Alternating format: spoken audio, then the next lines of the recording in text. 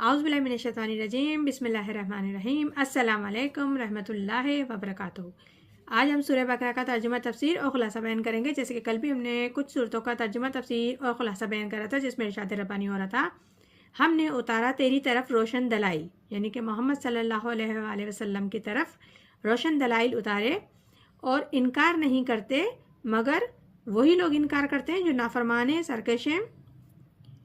आगे इरशाद रब्बानी है, अवा कुल्लमा अहादुम नबज़हु फ़रीक़न मिनहुम बिल अक्सारहुम ला युमिनून। जब कभी करेंगे कोई अहद तो फेंक देगी उसको एक जमात उनमें से, बल्कि अक्सर यकीन नहीं रखते।